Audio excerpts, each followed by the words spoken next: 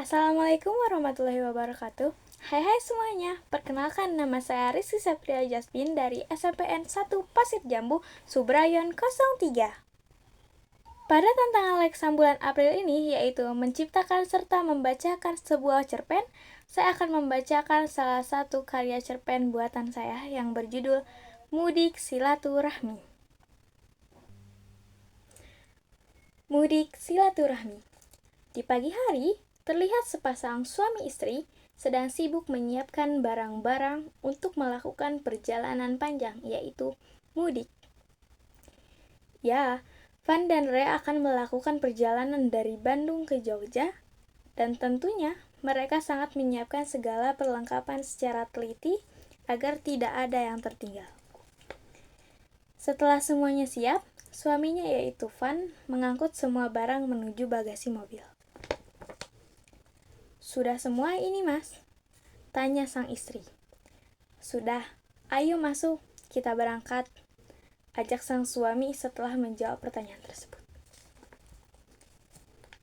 Rea terlihat menikmati akan pemandangan-pemandangan yang ia lewati, serta tak lupa untuk mengambil beberapa gambar untuk asupan Instastory-nya.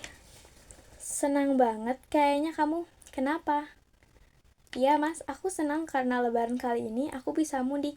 Tapi mudik kali ini beda, karena adanya kehadiran kamu," jelas Rea, yang hanya dibalas oleh tepukan hangat dari sang suami pada puncak kepalanya.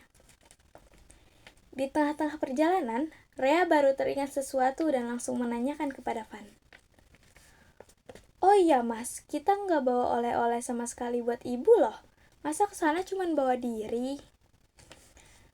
"Ya Allah, Mas lupa, nanti kalau ada toko kita beli deh, kalau nggak ada ya bawain martabak aja, haha." Mendengar hal itu, Rea malah ikut tertawa bersama sang suami dan melanjutkan perjalanan kembali. Tidak ada angin maupun hujan, tiba-tiba mobil yang dikendarai sepasang kekasih tersebut pun berhenti secara mendadak. Van yang merasa aneh pun segera keluar. Itu saja untuk mengecek mobilnya. Dan ternyata setelah dilihat baik-baik, ban mobil yang ia kendarai telah bocor yang mengharuskannya untuk diganti. Van cemas karena hari sudah mulai gelap tetapi mereka belum sampai tujuan. Ia segera memberitahu sang istri akan musibah itu dan mencari cara untuk memperbaiki mobilnya sementara waktu. Tak lama kemudian, datanglah seorang pria ke arah mereka dan menanyakan alasan mereka berhenti di sini. "Permisi, Pak, Bu. Lagi ada masalah apa ya dengan mobilnya?" tanya pria itu. Iya, Pak. Kebetulan ban mobil saya bocor. Kalau boleh tahu, bengkel ada di sebelah mana ya?" tanya Van. "Bengkel mah nggak ada, Pak. Tapi kalau betulin ban mobil, saya bisa. Cuma paling selesainya besok, nggak apa-apa, Pak." "Aduh, gimana ya? Saya belum nyewa penginapan masalahnya, Pak," keluh Van. "Oh, soal penginapan, Bapak bisa menginap di rumah saya dulu. Tenang saja, istri saya pasti akan mengerti," tawarnya. "Dan juga, perkenalkan, saya Wawan." Iya Pak, saya Van, dan ini istri saya Rea," ucap Van sembari memperkenalkan sang istri yang hanya membalas dengan senyuman manis.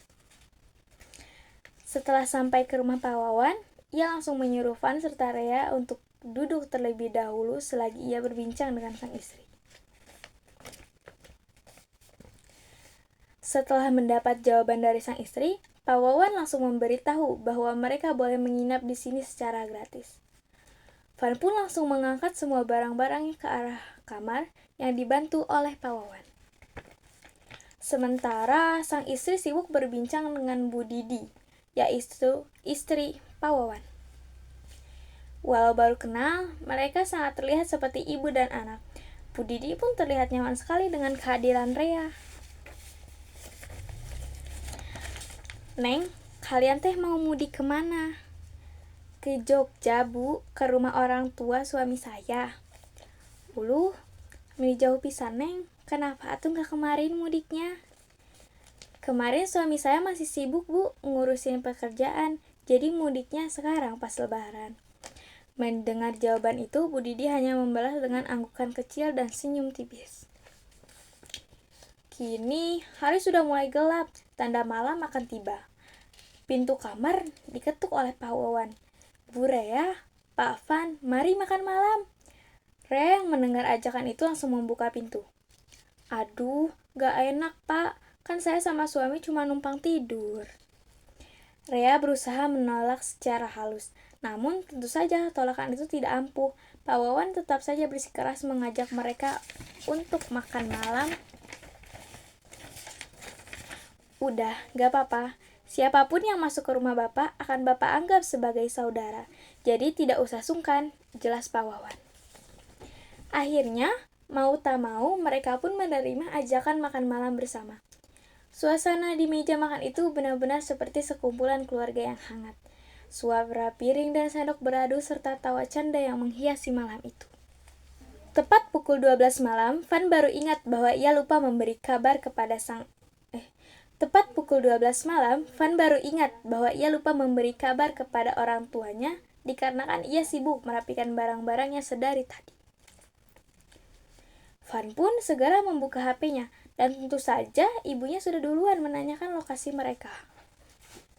Setelah membalas semua pesan sang ibu, Van mendapatkan beberapa ketukan pintu dari Bu Didi. Halo Mas Van, sudah tidurkah?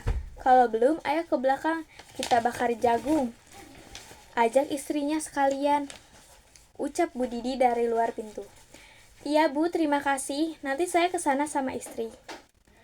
Setelah membangunkan Rea, mereka berdua lanjut berjalan ke arah belakang dan menemukan Pak Wawan yang sedang membakar jagung.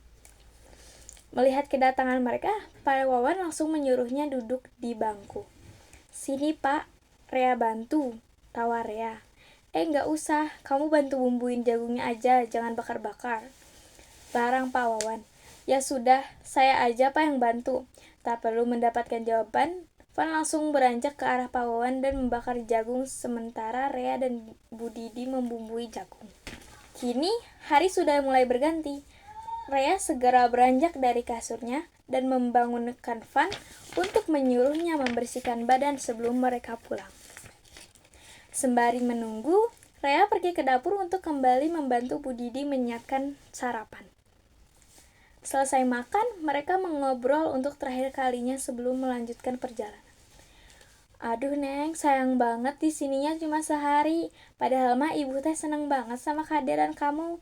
Nanti kapan-kapan kesini lagi ya, kita bakar jagung lagi, ucap Bu Didi penuh hangat. Memang benar, terlihat dari mata sang ibu, ia benar-benar tidak ingin Rea pergi, karena mungkin kehadirannya sudah mengisi kekosongan yang ada di rumahnya.